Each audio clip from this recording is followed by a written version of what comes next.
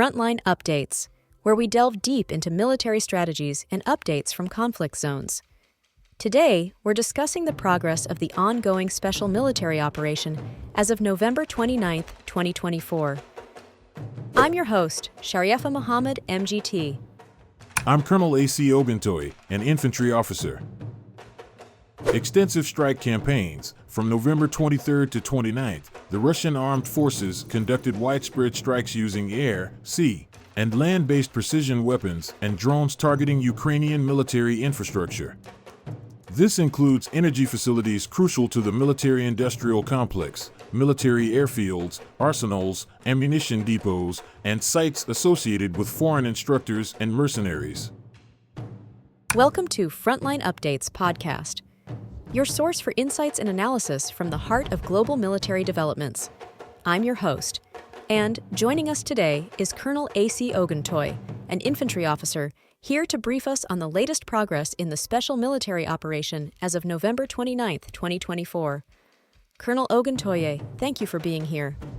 Thank you for having me. I'm here to share the latest developments from the field. Colonel, let's start with an overview. Can you tell us about the main objectives of the operation over the past week? From November 23rd to 29th, the armed forces of the Russian Federation conducted extensive operations targeting critical infrastructure supporting Ukraine's military-industrial complex.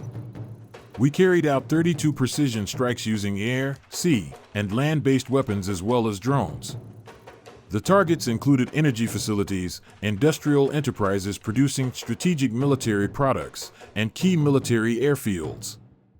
Additionally, we destroyed advanced systems like experimental Ground-2 ballistic missile launchers and the Ukrainian Neptune anti-ship complex. That's a significant undertaking. What were the outcomes of these strikes? All intended targets were successfully neutralized. These strikes disrupted Ukraine's military capabilities by hitting assembly and storage facilities for unmanned aerial vehicles and boats, arsenals, ammunition depots, and deployment sites for foreign instructors and mercenaries. This action greatly weakened their operational capacity. Against this background, the enemy is trying to hold onto its occupied positions as best it can, not sparing equipment or people. Let's break down the regional operations. What progress has been made in the north, particularly in the Kursk region? In the Kursk region, the North Group of Forces inflicted heavy losses on Ukrainian units, including tank, mechanized, and airborne brigades. Over the week, we eliminated 2,420 personnel and destroyed 10 tanks, 32 armored combat vehicles, and various artillery systems, including Western-supplied HIMARS and MLRS launchers.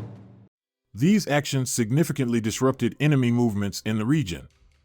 Street fighting is underway. Over the past 24 hours, one of the airborne units has managed to completely clear 2 streets in the settlement. The enemy is putting up fierce resistance. There are serious attacks from our side on the settlement. Artillery is actively operating on both sides. To date, our fighters have been able to advance in Martinovka and continue to expand offensive operations. Moving to the west, we understand that the village of Kopanki in the Kharkiv region was liberated. Can you tell us more about this?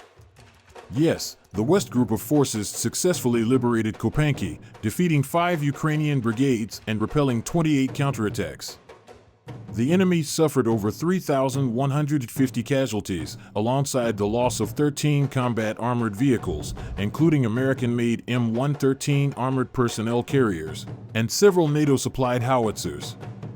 Additionally, we destroyed 10 electronic warfare stations and 21 ammunition depots in the area. Russian armed forces troops liberated Razdolnoye.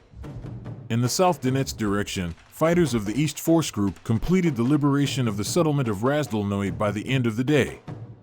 Several counterattacks of the Ukrainian armed forces were repelled during the day. The enemy suffered significant losses in manpower and equipment. That's a substantial achievement. How are things progressing in the southern sectors? In the southern regions, our forces secured more advantageous positions and defeated units from 6 Ukrainian brigades. We successfully repelled 8 counterattacks. Over 2,790 Ukrainian servicemen were neutralized, and we destroyed 5 armored combat vehicles, 19 other vehicles, and 10 field artillery guns, including Western-made systems. Additionally, 8 field ammunition depots were destroyed. After capturing strongholds at height 150.7, our forces continued their assault, advancing along the northern bank of the Kurakovsky Reservoir towards the settlement of Stary Turny, and took control of the recreation center Zolotoy Runo. Currently, we are pressing toward the dam, targeting the section of the coast that remains under enemy control, as well as their strongholds, which cover the approaches to Stary Turny from the north. It seems there's been significant progress in the Donetsk People's Republic as well. What updates can you share? In Donetsk, the Central Group of Forces successfully liberated Novaya Ilyanka and Vorovskoye, defeating multiple Ukrainian brigades and repelling 53 counterattacks. The enemy suffered significant losses, with over 2,910 personnel, 2 tanks, 7 armored vehicles, and a considerable amount of artillery lost. Meanwhile, the Eastern Group liberated Razdolnoye, overcoming formations from mechanized and mountain assault brigades, resulting in 960 enemy casualties. In Kurakovo, fighting continues around the high-rise building blocks and the Yezhny microdistrict, as well as in the areas south of the city. Our assault forces are engaged in combat on the outskirts of Vesely within a contested pocket. Additionally, control over the territory north of Yasnaya Polyana has been expanded through landings toward the Modular-Kioba Mound. The scale of these operations is immense. What role has air defense played during these engagements? Air defense has been crucial. Over the past week, we intercepted and neutralized a variety of threats, including a long-range Neptune guided missile, 10 ATACMS tactical missiles, and 15 precision-guided bombs, such as French-made Hammer and US-made JDAM systems. Additionally, 353 drones and multiple HIMARS rockets were shot down, ensuring the protection of our positions. The active use of reconnaissance and attack UAVs, including FPV drones, allows us to save the lives of servicemen in assault and reconnaissance units that operate in close proximity to the enemy. Those figures are staggering. Can you provide a cumulative update on the losses inflicted on Ukrainian forces since the start of the operation? Since the operation began, Ukrainian forces have lost 649 aircraft, helicopters, over 36,900 drones, and thousands of tanks and armored combat vehicles, along with nearly 28,900 special military vehicles. This significant degradation of their capabilities highlights the success of our sustained efforts. Additionally, South Korea has declined to sell weapons to Ukraine.